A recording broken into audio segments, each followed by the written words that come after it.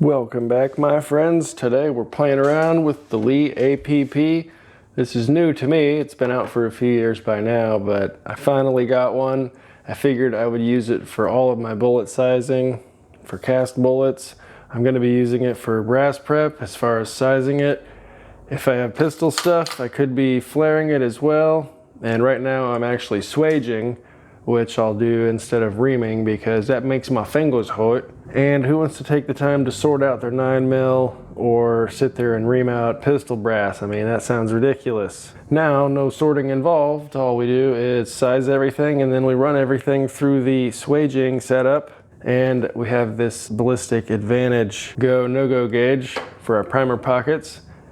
That's how we know we're set up with enough crimp removal on the swaging tool. But yeah, super impressed. The volume output is ridiculous. I probably spent a few hours today doing it, but I'll end up having done about 2,000 pieces of 9mm, both sized and swaged, so 4,000 plus cycles of the handle. The only hiccups are when the universal case feeder, if I get a case that goes upside down, you'll have to just take a minute and throw that one back up into the collider up top, and then you just keep going until another one's upside down. Most of the time though, probably 95% of the time, you're not going to get one upside down if you're doing it correctly. Let's just run a few here. We'll see how quick we can move, I guess.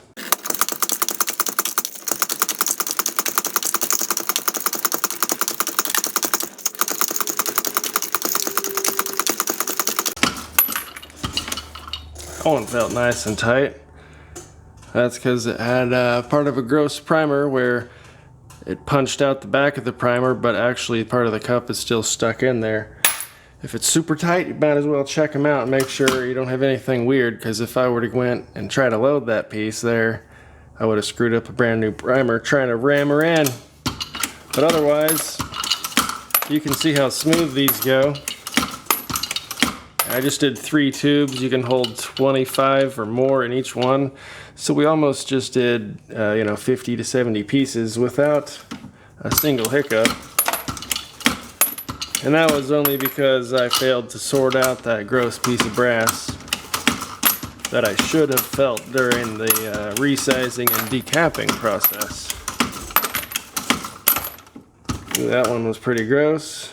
Yeah, same with this blazer here. You can see the cup stuck inside there. This was some pretty gross brass here I got. When I was decapping them, it punched out the back of the cap rather than the whole cup coming out. So you can feel it's much harder. But I've never really seen that other than with this disgusting batch of brass I'm working through.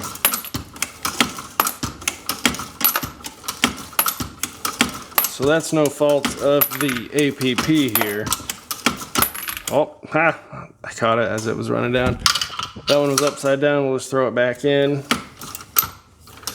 Make sure to do a full stroke all the way up and all the way down. You have to do a full stroke, okay?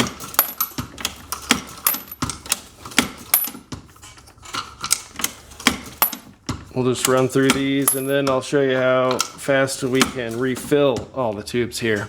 All right, so you gotta be able to grab this little guy and give him a little twist.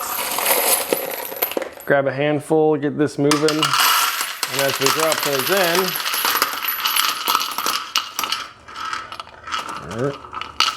oh, that one was upside down.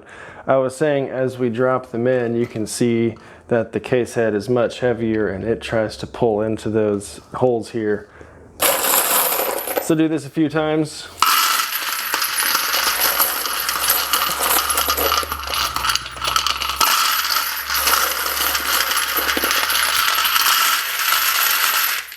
And then once they're all full, I like to get about 1 layer stuck in there on standby. And you can see most of them stand up on their own, so they're gonna just automatically start falling into these tubes once we start working through them. So excuse the messy bench, I've only got about 15 projects going on, but we're gonna run through these real quick, and I thought I'd just bring you along.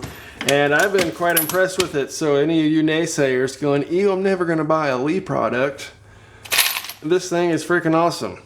And so far, I've done a bunch of 223 off camera, Probably 1,000 plus pieces of that, both sized and swaged.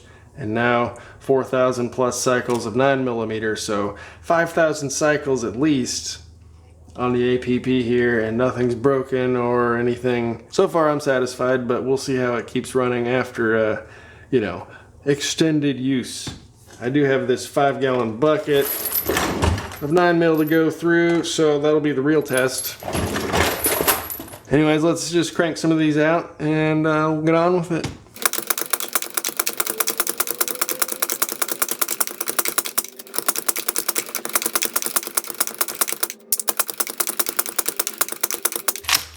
So these two are empty now. Let's just give it a shake and see them fill up. Woo! And then in about 10 seconds or less, we've got those filled back up with another 50 plus cases to run through.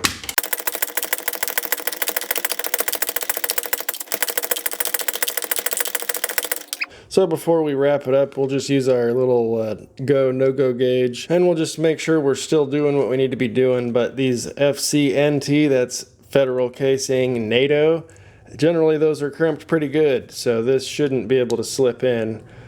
But now with our gauge, we can get one in there, but we didn't overexpand to the point where this no-go side, that one doesn't go in, but we can slide a new one in. Perfect.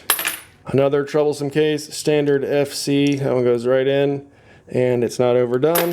S and B, historically, I've always just tossed those aside, but now we can use that. Here's a WMA. This one, still pretty freaking tight. Wow, oh, that's the wrong side. And that one goes right in, and the no-go side. We're good to go there. So yeah, you get the point. All those are good to go, thanks to our cheap plastic crappy Lee APP.